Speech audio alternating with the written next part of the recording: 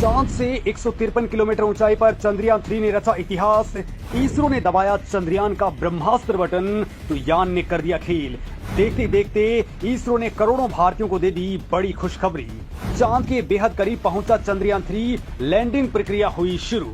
जी हाँ दोस्तों, आज 1:08 पर यानी कि केवल 8 मिनट के अंदर इसरो ने एक बार फिर से बड़ा इतिहास रच दिया है। दोस्तों, अब 100 किलोमीटर वाले ऑर्बिट में बहुत बड़ा तूफान मचने वाला है। भारत का मून मिशन चंद्रयान 3 चांद के बेहद करीब पहुंच चुका है।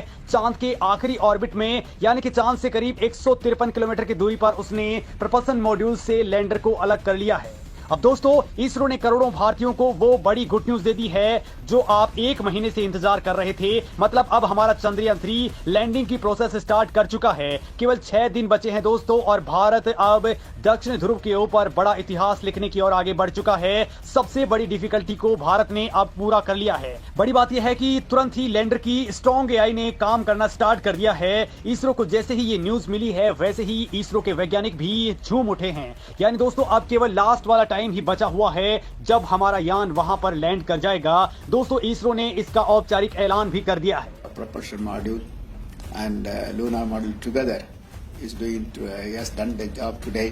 अब चांद पर भारत के चंद्रयान 3 की लैंडिंग बस कुछ ही दूरी पर बची हुई है। लेकिन इसी बीच रूस को लेकर के भी इसरो ने एक बहुत बड़ा त्याग किया है। यानी दोस्तों, रूस और भारत की दोस्ती के बीच चंद्रयान 3 और लूना 25 बहुत छोटी चीज साबित हुए हैं। इसरो ने आज रूस की स्पेस एजेंसी का भी बड़ा एहसान चूकता कर दिया है और उससे रूस के लोग भी गार्डन हो चुके हैं। दोस्तों, ये रूस वाला पूरा मामला मैं आपको बताऊंगा, लेकिन उससे पहले चंद्रयान 3 वाली गुड न्यूज से आपको अवगत करवा देता हूं जो इस वक्त करोड़ों भारतीयों को बाग कर रही है। दोस्तों, अब चंद्रयान 3 का प्रपल्सन मॉड्यूल चंद्रमा की कक्षा में रहकर के ही धरती के चारों ओर आने वाली रेडिएशन की स्टडी करेगा। यानी कि इसका शेप पेलोड अब वहां पर एक्टिवेट हो चुका है। साथ ही दोस्तों, ये चंद्रयान 3 के लैंडर और इसरो के टेलीमेट्री एंड ट्रैकिंग नेटवर्क के बीच में एक मीडिएटर का रोल अदा करेगा। यानी कि वहां से जो भी डेटा आएगा उसको धरती के ऊपर सेंड करने वाला है। तो वहीं अब लैंडर विक्रम आगे का रास्ता खुद तय करेगा। यानी अब 100 किलोमीटर वाली रेडियस के ऊपर ये खुद पहुंचने वाला है, जिसके बाद में दोस्तों 23 अगस्त को शाम 5:25 पर ये चांद की सतह पर लैंड करने वाला है। इसरो ने इस मामले में कहा है कि लैंडर के पेट के अंदर रोवर मौजूद है और बड़ी बात यह है कि लैंडर मॉड्यूल का इंजन और दूसरी चीजें इस वक्त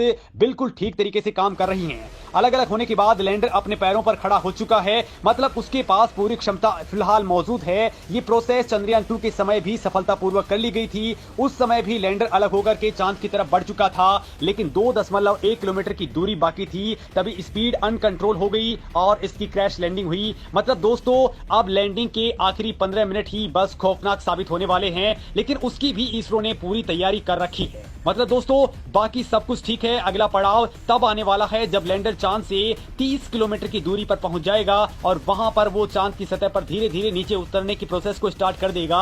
और दोस्तों, अब इसरो अब इसकी पूरी की पूरी टेस्टिंग कर चुका है और ये अभियान पूरी तरह से कामयाब होकर के ही रहेगा। आगे लैंडर फूंक फूंक करके कदम रख रहा है। दोस्तों, वहां पर चांद की सतह से केवल 100 मीटर की दूरी पर अपना लैंडर रुकेगा और पूरा का पूरा मुआयना करेगा कि कौन सी जगह सही है, कहां पर लैंड करना है। और दोस्तों, इसरो ने पिछले फेल्योर की स्टडी करके पूरी तैयारी कर ली है कि चंद्रयान 3 को कैसे उतारना है। इस बार लैंडर के पास 4 इंजन मौजूद हैं, जिसमें से अगर 2 इंजन भी काम करेंगे तो कोई दिक्कत नहीं आने वाली है। तो वहीं लैंडर के पैरों को इसरो ने काफी पावरफुल बनाया है, जिससे ये वेग के अंदर भी आसानी से उतर सकता है, क्रैश नहीं होगा। खैर दोस्तों, ये तो बात हुई चंद्रयान 3 को लेकर के, जिस पर भारत को बड़ी कामयाबी मिल चुकी है।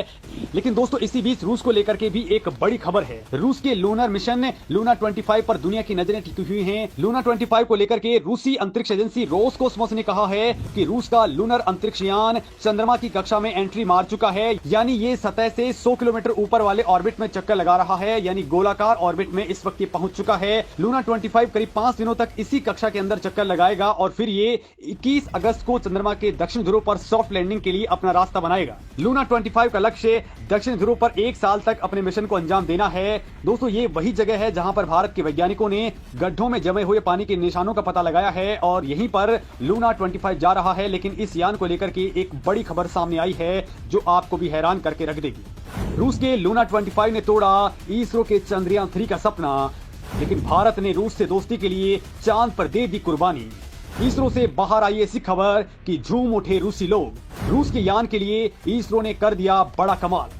दोस्तों भारत का चंद्रयान 3 चांद के सभी ऑर्बिट पार कर चुका है, लेकिन यहाँ पर एक बड़ा खेल हुआ है। दरअसल जब यान लॉन्च हुआ था तब इसरो प्रमुख एस सोमनाथ ने कहा था कि चंद्रयान 3 को 100 किलोमीटर वाले गोलाकार ऑर्बिट में लाया जाएगा और उसके बाद propulsion मॉड्यूल और विक्रम लैंडर को अलग किया जाएगा। लेकिन आज आप देख चुके हैं कि ऐसा नहीं हुआ है, बल्कि ये 153 किलोमीटर वाले ऑर्बिट में किया गया है।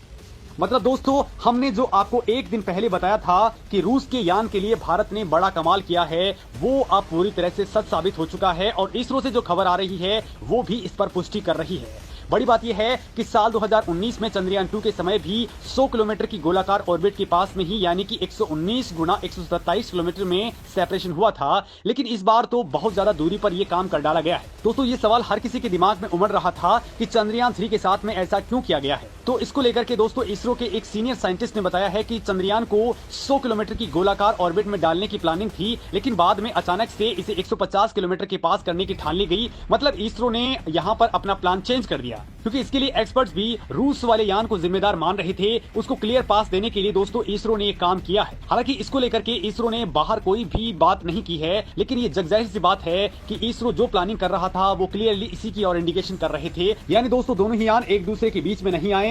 रूस वाला यान 100 किलोमीटर के ऊपर डायरेक्ट एंट्री मार ले और इसरो ने ये काम अपना 153 किलोमीटर वाली रेडियस के ऊपर किया है। यानी दोस्तों इसरो ने रूस वाले यान के लिए अपने यान को ऊपर ही रख लिया, लेकिन ये सेफ भी रहा है और इसरो को सिग्नल में भी कोई दिक्कत नहीं आई है। खैर दोस्तों इसरो और रूस की स्पेस एजेंसियां कंपटीशन के बजाय फिलहाल एक दूसरे का सहयोग करने में जुटी हुई हैं और अब इसरो 18 और 20 अगस्त को यान की डी ऑर्बिटिंग करने वाला है, यानी विक्रम लैंडर को 30 किलोमीटर वाले पेरिलून और 100 किलोमीटर वाली एपिलून ऑर्बिट में डाला जा सके। दोस्तों अब सब कुछ सही तरीके से चल रहा है। हालांकि दोस्तों इस ऑर्बिट में आने के लिए इंजन के फ्यूल, चंद्रमा के एटमॉस्फेयर और यान की स्पीड के आधार पर इस ऑर्बिट में थोड़ा बहुत बदलाव हो सकता है, लेकिन इससे यान के ऊपर कोई बड़ा फर्क नहीं पड़ेगा। हालांकि दोस्तों एक बार जब 30 किलोमीटर बाई 100 किलोमीटर की ऑर्बिट मिल जाती है तब इसरो के लिए सबसे कठिन चरण शुरू हो जाएगा, यानी कि सॉफ्ट लैंडिंग का काम शुरू हो जाएगा। तब 30 किलोमीटर की दूरी पर आने के बाद में विक्रम लैंडर की गति को कम कर दिया जाएगा और तब चंद्रयान 3 को धीरे धीरे चांद की सतह पर उतारा जाएगा। ये बहुत जटिल और कठिन चरण होने वाला है। दोस्तों आप इस मामले में क्या सोचते हैं कि भारत के वैज्ञानिकों को अब कौन से स्टेप्स लेने चाहिए कि भारत लूना 25 से पहले ही लैंड कर जाए, और भारत के वैज्ञानिकों की इस बड़ी उपलब्धि पर आप क्या कुछ सोचते हैं, कमेंट करके जरूर बताएं।